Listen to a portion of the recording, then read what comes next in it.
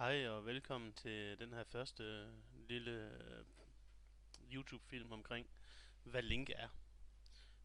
Hvis vi skal starte fra toppen af, så er link, det står for Language Integrated Query, og Language Integrated, det betyder, at link er en del af programmeringssproget i C# eller VB.net.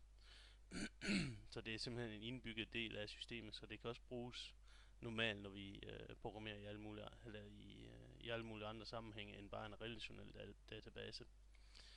Det kommer vi ind på lidt senere. Query betyder, at link det bruges til at lave forespørgsler af data, hvilket vil sige, at vi altid får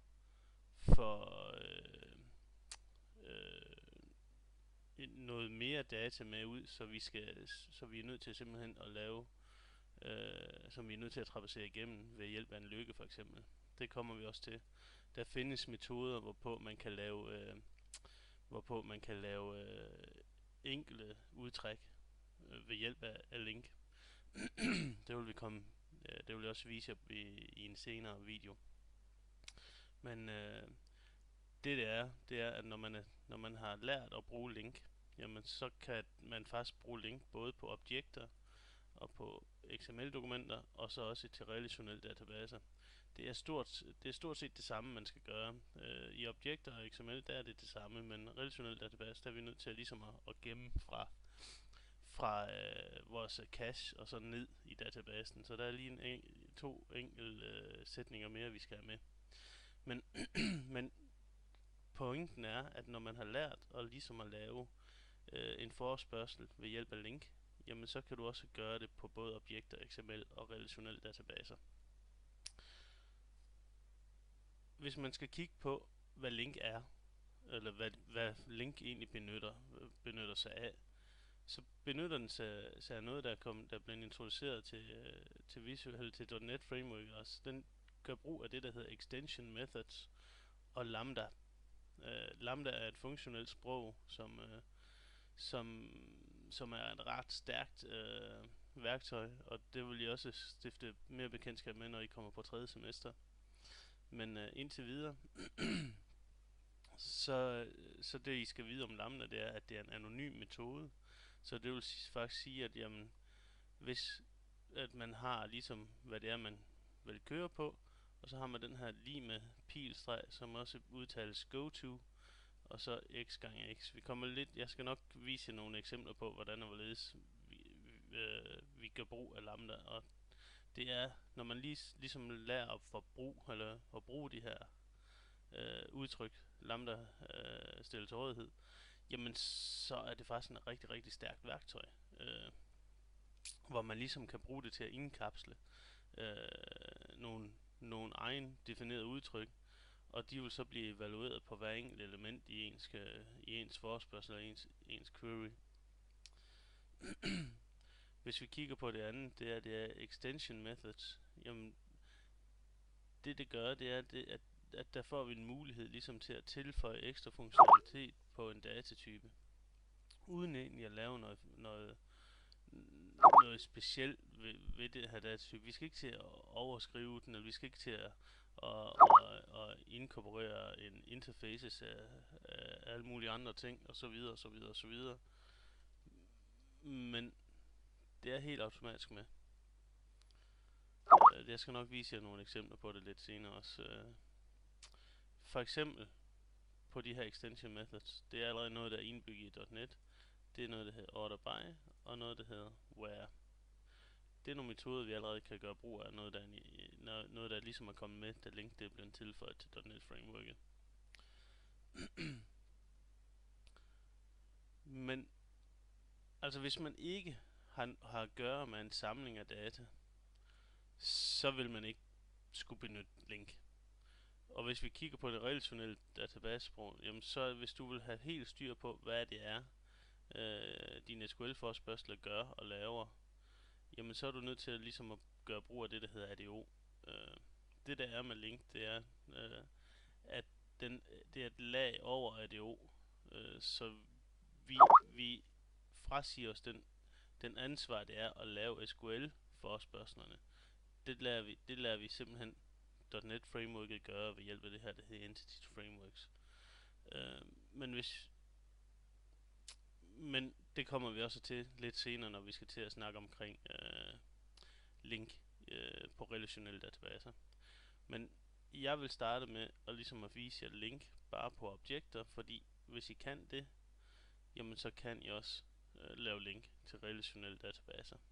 Og så har vi ikke noget, så har vi ligesom skrabet et lag fra, der gør, at man skal kun fokusere på at finde ud af, hvordan ens forespørgsel skal virke.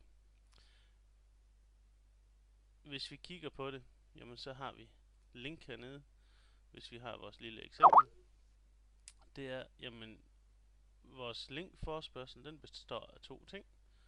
Den består af en query, og den består ligesom også af hernede, hvor vi vil traversere igennem vores query. Hvis vi skal kigge på ligesom min lille eksempel, jamen så har jeg lavet en array af strenge, som jeg kalder weapons. Jeg har givet dem forskellige elementer ind i mit array, så jeg har 0, 1, 2, 3, 4, 5. Jeg har 5 elementer, startende fra, selvfølgelig fra, det er fra 0 baseret array, så vi har fra 0 til 4. Det er i sådan en link, det er, at vi skal altid ligesom gøre brug af den her, der hedder for each, for ligesom at traversere igennem vores query. Og det er ligesom, det er IEnumerable, der giver os den. Så hvis vi allerede på forhånd kender, hvad det er for en type, vi skal gøre, jamen så kan vi lige så godt definere det med det samme. Og da jeg ved, det er en streng, jeg skal gøre, jamen så har jeg bare lavet en IEnumerable, og så brugt den generiske type, der hedder, hvorpå jeg ligesom kan vise, hvad det er for en, jeg vil have. Og der tager jeg string. Man kunne også bruge var. Det der egentlig er, det er, at der lader vi compileren bestemme på runtime, hvad det er, den skal oversættes til. Og i vores situation med den her eksempel, det er, at jamen, der vil den blive oversat til IEnumerable, og så med strengen i den generiske type. Så vi kan hjælpe dem lidt på vej. Så hvis man kender til typen, jamen så kan du lige så godt bruge strengen allerede med det samme. Det næste der, jamen så er selve vores forespørgsel. Den består af 3 ting. Vi kan have vores from. Hvor er det, vi vil have det henne? Så angiver vi vores egen lille variabel inde i vores forespørgsel, som jeg har valgt at kalde W. Så alle de elementer, der nogle gange er fra V, eller fra vores weapons, som er vores strengsamling, jamen der tager jeg dem en af gangen ud, og det er egentlig det, der betyder det her V in weapons. Det betyder, at i min forespørgsel, så kan jeg nu repræsentere alle elementer ved hjælp af W. Og det jeg egentlig gerne vil have ud af min forespørgsel, det bruger jeg i mit select. Så lige stille, så traverserer jeg igennem mine weapons, og det jeg gerne vil have ud, det er det, jeg har i mine weapons. Så hvis det har været en klasse, jamen så har det været hele objektet, jeg har fået med ud, men da jeg ikke arbejder med klasser lige i øjeblikket, men kun med strenge, så er det selve navnet, jeg får med ud. Det næste, der sker, det er, jamen nu har vi lavet vores query, så nu skal vi til at traversere den igennem. Så hvis vi tager en for each, og så igen, så kan du også have sagt var hernede hvis du laver din for each, og så taber 2 gange, jamen så er det også det, den ligesom præsenterer for sig, det er, at du kan nøjes med at skrive var, men så længe, eller vi ved allerede nu, hvad det er, vi egentlig ønsker, det skal være, det er, at det skal være strenge, fordi vi kan se ind i vores array, at alle de elementer, der er inde i vores array, jamen det er en streng. Så kan vi lige så godt sige det med det samme, at alle de enkelte elementer, jeg tager ud af min forespørgsel, der hedder query, der er hver eneste element, jamen det er en streng. Så det er den måde, jeg ligesom kører rundt. Så første gang jeg kører min query, så vil jeg få gun. Næste runde, der vil jeg få knife, og så videre, og så videre, og så videre. Og den kan jeg nu få repræsenteret ved hjælp af den, der hedder item. Og det eneste jeg gør, det er, at jeg skriver item ud. Så hvis vi kigger på den, så kommer den ud, og vi kan se, at den stemmer overens med den rækkefølge, der nu engang er i min strenge array.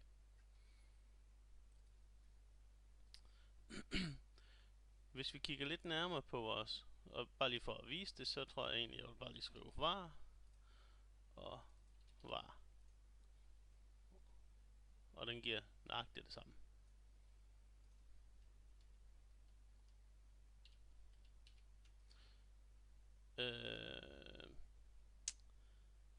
Der er en tredje element i forespørgslen, det er, at vi kan også introducere det, der hedder en where.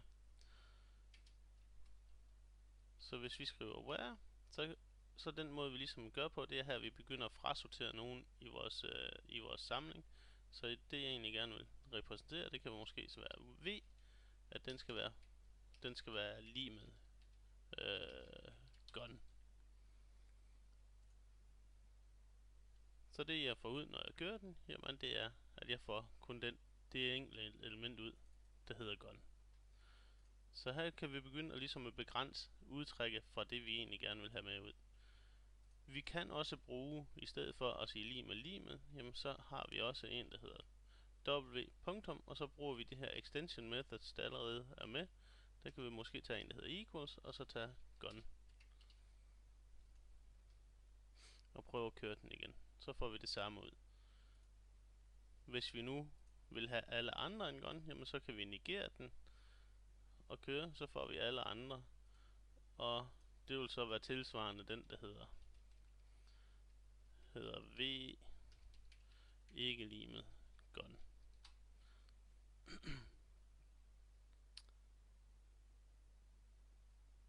Så for lige at runde af den her gang, det er, jamen link er en integreret del i .NET frameworket. Inde bagved, der ligger det, der hedder extension methods, og det, der hedder lambda. Man benytter link på samlinger af elementer. Og det er egentlig ganske enkelt til. Det er, jamen hvis du finder ud af at kan lave din forespørgsel, jamen så det eneste, der skal til, det er, at vi har en for each, eller en anden lykkestruktur, der gør, at vi kan traversere lige stille igennem hver enkelt element, vi har. Der er lige en enkelt ting på faldrebet, det er, jamen det er først her, at queryen rent faktisk bliver eksekveret ved hjælp af link. Det gør den ikke heroppe. Det er sådan i link, jamen det er først, når vi ligesom gør aktiv brug af vores query, at man laver selve forespørgslen. Men det var det for denne her gang.